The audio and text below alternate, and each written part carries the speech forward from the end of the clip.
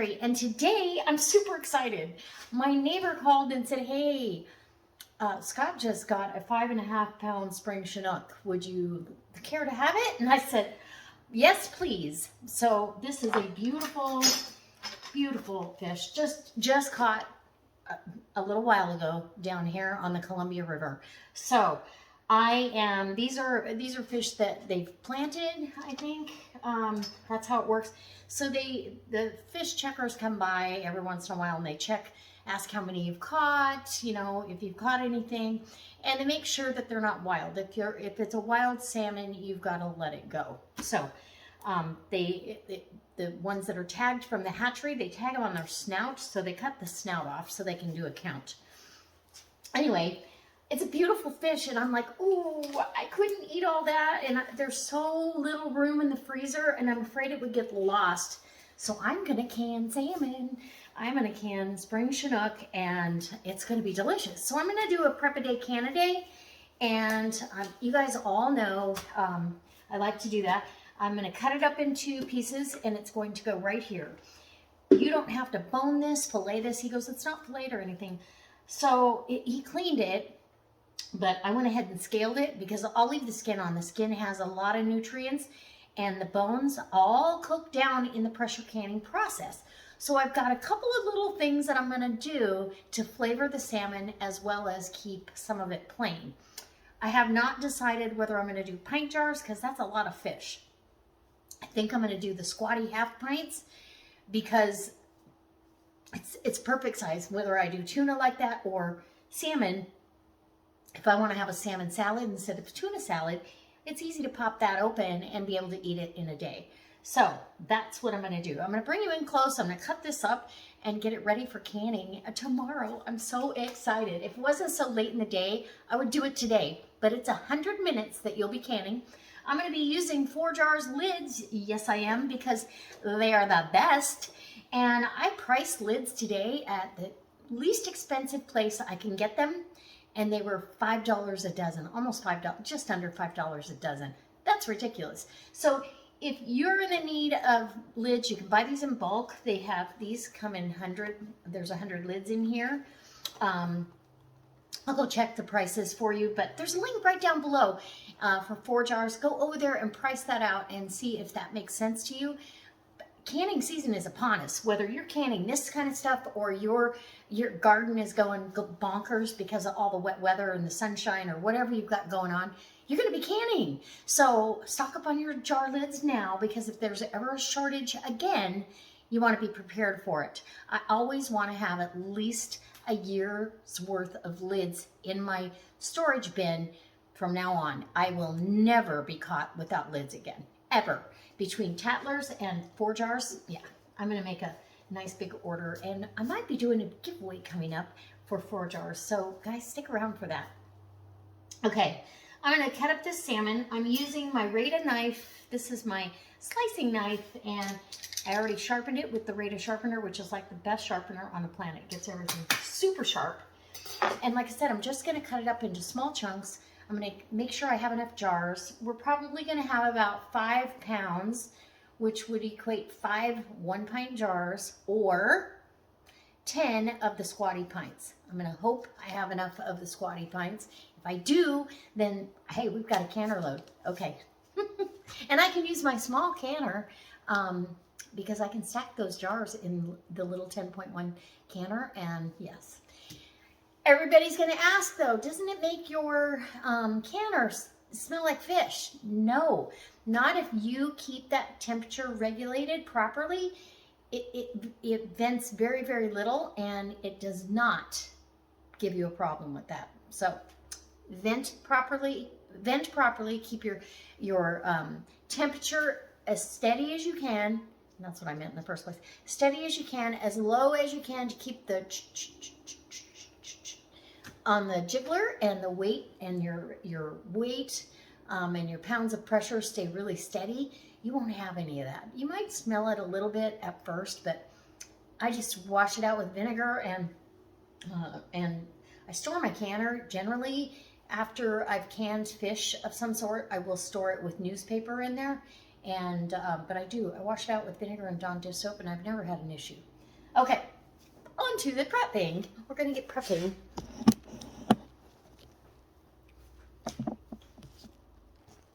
Okay, like I said, I already took all the scales off. I didn't want scales in there.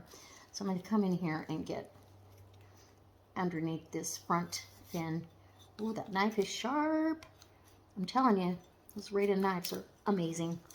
Get behind those gills and get this off. Now, you can save this for fish stock, absolutely. And I might. I don't have a lot, though. It'd be different if I knew I was going to get some more Chinook. I might. You never know, but yeah. My neighbor's, he said he's been doing really good. So the river's high. I'm just going to toss it. If like I said, or I could ask him to save some of that so I could make some fish stock. I might do that and say, hey, I'd really like to make fish stock. So if you'll save that stuff. No, buddy, get back. Buddy smells it, and so he's gonna investigate here. But you want to keep all of this away from your dogs. Salmon is good for the dogs when it's cooked only, not raw, not the blood, none of that. No, buddy, go lay down. Okay, I'm gonna get these fins off. I don't need fins in my. Even though the bones are, like I said, the bones are all going to get soft, but I don't want to eat fins, so I'm going to waste as little as possible. And where's it? Okay, there we go. And cut this tail off. There we go. Gosh, and these, if you take the heads and the tails, and you can make fish stock, like I said, or you put that in your garden, when you plant, like tomato plants. If you've got dogs that are going to dig it up, then that's not a good idea. But if you are like an empty nester and you don't have dogs, or dogs don't have access, or cats to your garden, you actually can fertilize with all that. So you're not wasting anything. But he's a slippery guy here. So I'm going to cut this right there. So these chunks, see that beautiful little steak? That is, and I'm probably going to have salmon tonight, but that bone right there, so I want that out of there. You want that blood vein out of there. But that steak is beautiful. It will can up perfect. So you kind of clean as you go. I'm going to grab a couple of paper towels.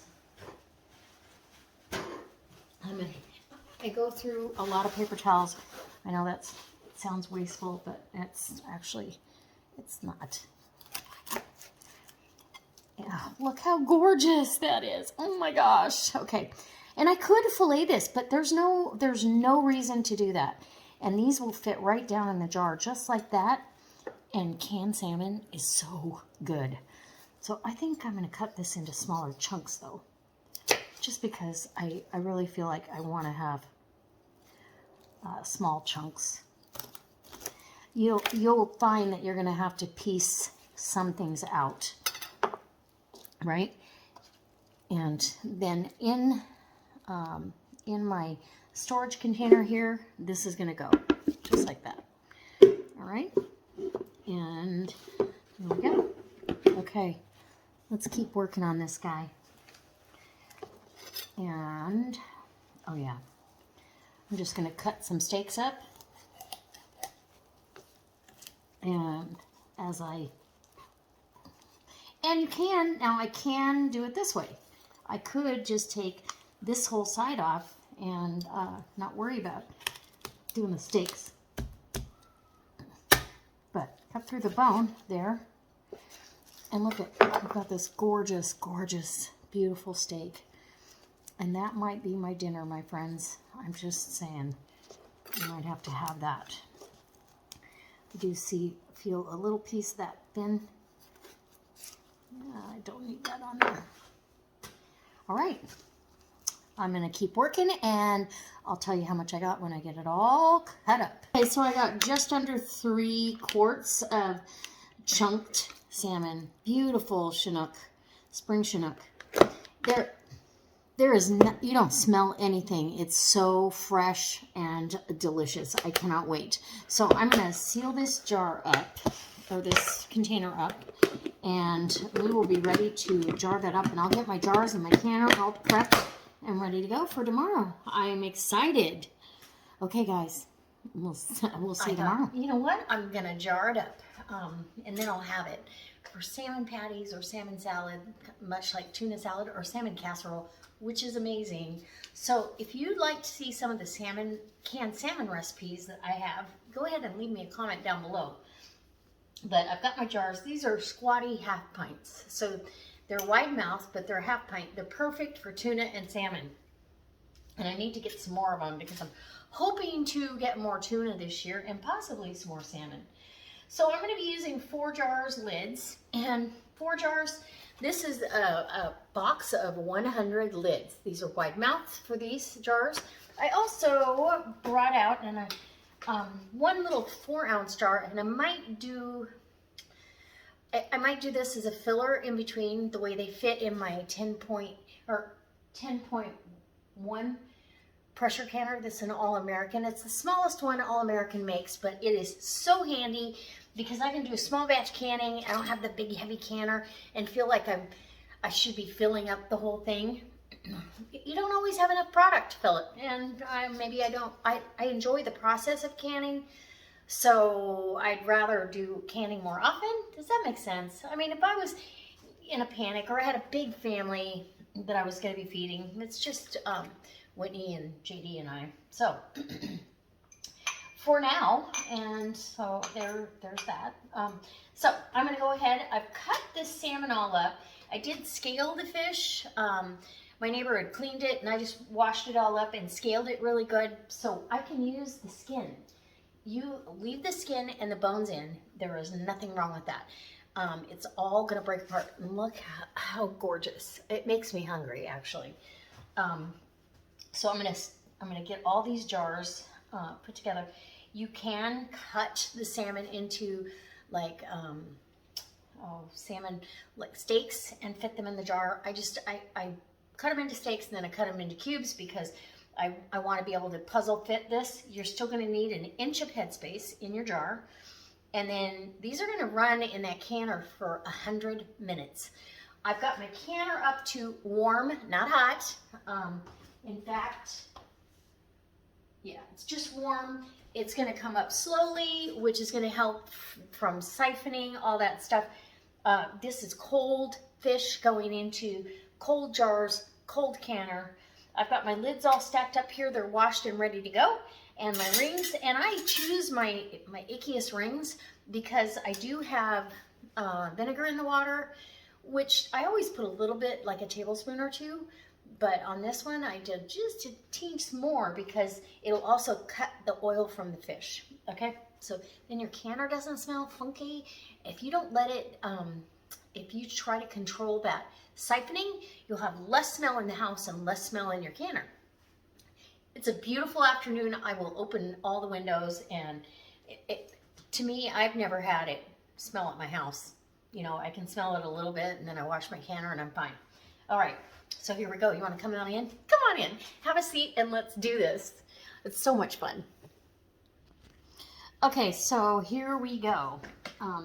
You're really just fitting the pieces into the puzzle. And I'm hoping I fill all these jars. But hey, if I don't, I don't. And this, because you're raw packing, this is going to create its own juice. It's absolutely wonderful. And if I feel like there's too much, I have a knife here, a very sharp Rada knife. This is my slicing knife, and I've got that to fill in any spaces and voids. And that way you can fill the jar perfectly without overfilling it. And all this is going to flake apart in the end, so that jar is full. I'm going to do a little bit something when I get all the jars full. Let's get another one, and we'll pick up the mess. And yeah, I love the fact that the bones, even this bone will, the pin bones disappear. That gets really soft. That's extra calcium for you. You're not wasting anything. You're getting all the nutrients from this salmon. So, and I'm super happy and thankful that I'm gonna be able to put this on the shelf for sure. Thank you to my neighbor. So, and you do want to pack it down a little bit. I was gonna debubble with my debubbling tool, but you really don't need to. Just debubble with your finger. These jars are pretty short, so it's pretty easy to do that. And you're gonna definitely wipe that rim of that jar off with vinegar, because any of the fat and oils from the fish will be on, just like a little piece of salmon. You want to get all that off. Okay, and here we go. I'm just clipping right along. Absolutely gonna be phenomenal. And if it looks like I've got more than what I need here, then I'm gonna go ahead and grab a couple of 8-ounce jelly jars, the taller, you know, not the squatty ones, but the taller ones. And I think I might. That's awesome. Because this is a perfect serving size. You won't have so much in a jar that you can't use it in a casserole. I typically will use a pint jar, but when I do tuna salad or salmon salad, you know, when you're doing sandwiches, you don't want 4 days worth. You want to try to keep it at a minimum. Does that make sense? Okay, and this one, I think I can. Let me cut some more of this. And puzzle piece it. I don't want to cheat myself out of anything in any jar, but you want to maintain that inch of headspace, right? Okay, inch of headspace, headspace. Yeah, perfect. Okay, one more jar, and I obviously have enough for some more. I'm gonna go ahead and, yeah. This Rada slicing knife is the best. My link for Rada is down below. They're inexpensive, they're sharp, especially if you get the sharpener. I just sharpen it before I use it, and it's the best meat slicer for, like chicken, when I'm slicing up chicken for chicken jerky, for the dogs, anything like that. It looks like we're gonna have enough for at least one more jar. I'm gonna do that one.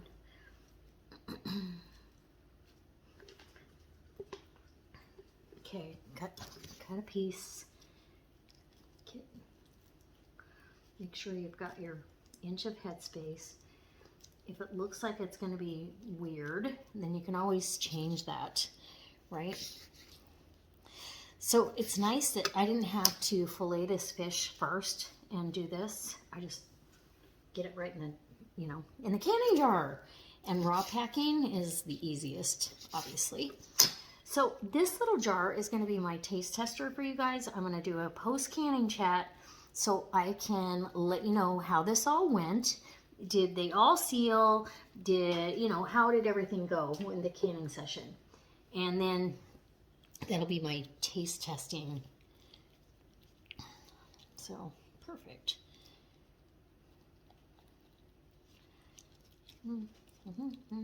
So you kind of eyeball around your jar. That has a pretty good air gap there. I don't really like that.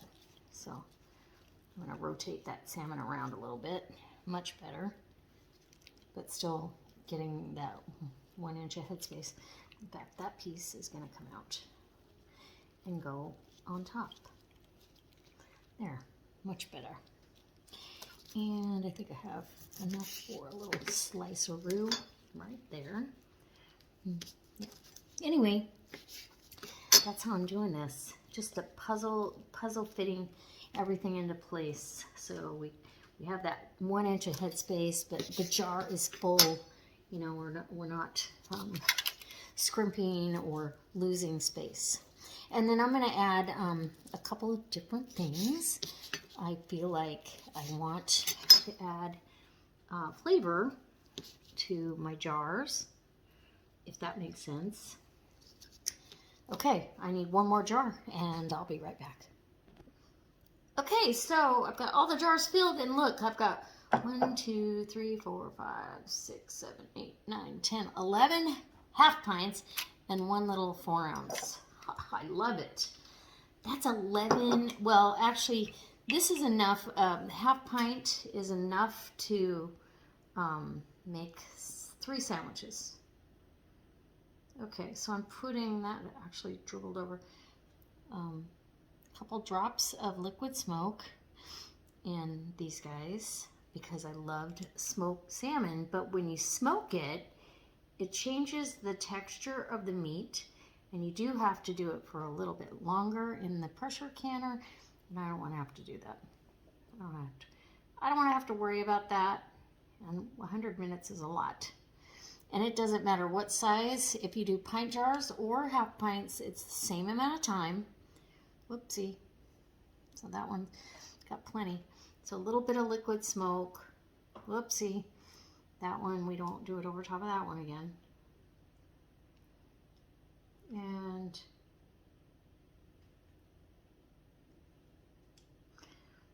love this. How easy to add that smoky flavor without. Okay, now got that done. Now I am going to add salt, a little bit of salt. These do not have salt, so I'm going to wipe the liquid smoke out, dry that off with my paper towel, grab a little bit of salt, and literally a 1/16 of a teaspoon. I'm not doing a whole 1/8 of a teaspoon of that. I don't want to over salt anything, and yeah. But you want a little bit, right? Gives some flavor. And it cooks right into the fish, so all the fish is really, it's not for preserving, so you don't have to do this. You can do everything without the salt, all that, without anything. Be my guest. Okay. So now we're gonna wipe the rims, and you want to wipe them really good and clean because they are gonna either make or break you as far as sealing the jar. Seal that jar. And I already inspected these jars when I washed them. I inspected them for any nicks or any impurities that might keep it from sealing, because usually you miss a little nick or a crack, and then your jar fails, and you're like, or your lid fails, and you're like, wait, what happened? So I soak this towel with vinegar and get them all wiped down. And if you feel anything under the paper towel, double check. Don't worry about it. Oof, that's a fair amount. That's about a 1/2 pound of fish in each jar. So yeah. I may end up getting some more of these jars and doing a bunch like that. We'll see. So these lids have all been washed and dried. I'm going to go ahead. And 4 jars lids are button top lids. Okay. I'm going to put my squatty half pints down first into the canner. And like I said, I use, and this is fingertip tight. It's only there to hold the lid on. So nothing crazy. Just snug it down a little bit and you're good to go. Okay. And all of my other jars get a lid. How easy is this? And then I get to sit back and relax and enjoy a beautiful evening. I'll try to get this uploaded for you tonight or tomorrow. It maybe is tomorrow because of, okay.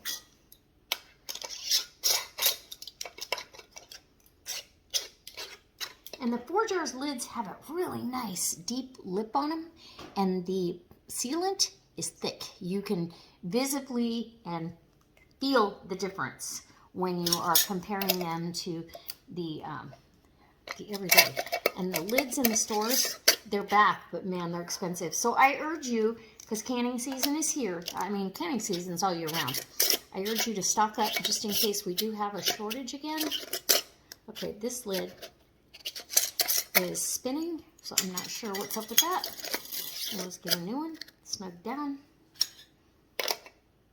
And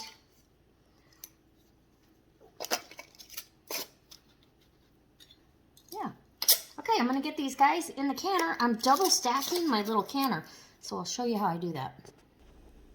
Okay, so I've got my jars. Those are the squatty half pints and the little 4-ounce one in the center.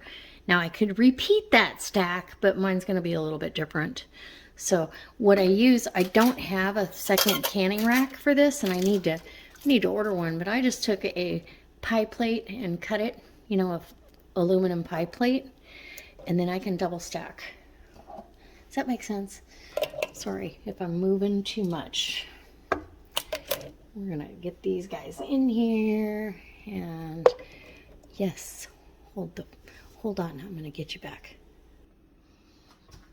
Okay, so they are getting stacked in there. So I'm gonna stack these right there in the center, and we should be good to go. Now the bottom ones are underwater. It's okay.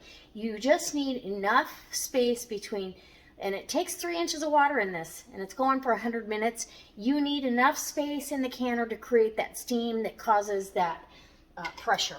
So I'm gonna bring this up to pressure slowly, because those jars are cold. My canner's just barely lukewarm, like baby's bath water warm. And then I'm gonna lock this down, and we'll just get them snugged down to start with. Once this starts venting out of the petcock, and I've got a steady stream of steam, and it's just giving it the what for, I'll go ahead and start that timer for 10 minutes. 10 minutes. After the 10 minutes is up, then I'm going to put the weight on, and for my area that's 10 pounds of pressure, so I'll put the 10-pound weight on, and when it starts dancing, and then I start my timing. And when the dial gauge says that it is at 11 pounds of pressure on the dial gauge, so make sure all of them are nice and snug. And I've checked the everything on the canner. Everything is safe. The petcock is clear, and we're ready to go. All right. I'll see you in 120 minutes, more or less, but maybe even more, because it's got to cool down. Okay, guys, it takes a while for this canner to come down off of pressure, and then actually, you know, get to the point where you feel like you want to open the canner and you're not venting tuna or salmon or anything. So we're bringing the salmon out, and my water is clear because I've been patient, so patient. Trust me when I tell you I've been patient. And these rings are going to be loose, but that's okay, because they're only designed to keep this lid on. All right? And don't tip your jars. Just take your jars, see, loose. Take those jars out of the canner and bring them out onto your mat. I bought this canning mat at IKEA. I love it. It's fabulous. It's not as fabulous as some, but hey, you know, it is what it is. I love it. Okay, so now we have this is the first layer of jars. They're still boiling in there.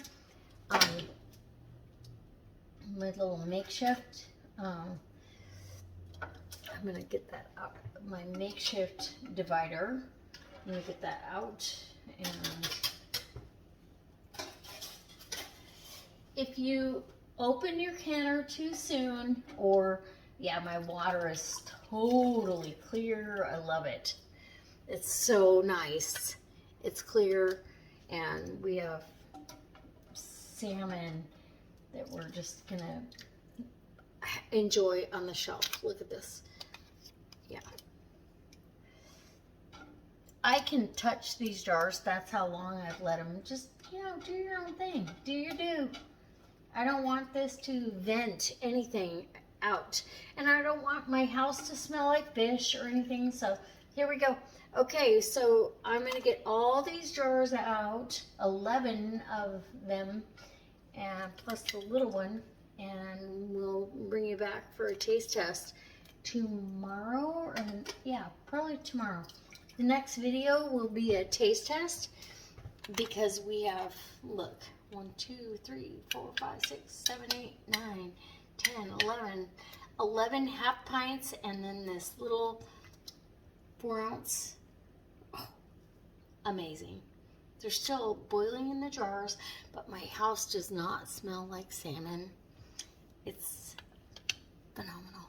All right, we'll see you tomorrow on the next video. If you like this sort of stuff, I hope you give me a thumbs up. I hope if you haven't subscribed, you'll subscribe to the channel and share it wherever your social media is. All right, we'll see you tomorrow.